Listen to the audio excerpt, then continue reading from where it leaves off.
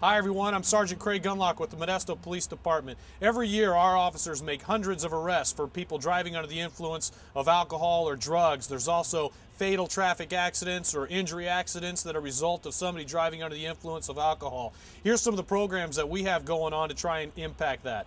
We have essentially two grants that we're operating on now. We have what's called the Avoid the 12 grant, which has been in operation for a couple of years now, which encompasses all of the 12 cities within the Stanislaus County area here, specifically going after DUI enforcement. We also had a $1 million grant that was given to us by the Office of Traffic Safety. That is in its second year now, which again is dedicated to DUI enforcement. So let's say one night you're out driving and you come in contact with one of these DUI checkpoints that we have throughout this year. Here's what you can expect. First of all, when you come upon the road, you're going to see a sign about 300 to 500 feet away from the checkpoint. It's going to advise you that ahead there is a DUI checkpoint.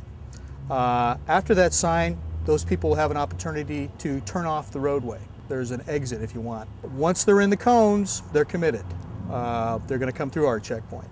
I have anywhere from 8 to 16 officers at a time that are on the line. They'll approach that person that stopped for the checkpoint. Good evening, I'm Officer Davis of Modesto Police Department. We're conducting a driver's license DUI checkpoint. Have you had any alcoholic beverages to drink tonight? Hopefully that person says no and has not.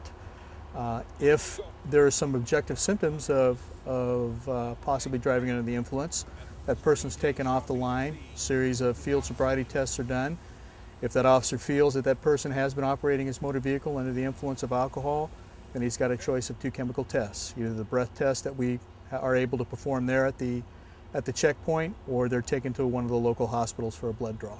People come through, they see the checkpoints, we have to notify the media ahead of time when they're going to be there, and I think people have learned over the last few years that, number one, it's not going to be tolerated, number two, it's dangerous for you to be on the roadway, under the influence, and number three is they don't know where they're going to be.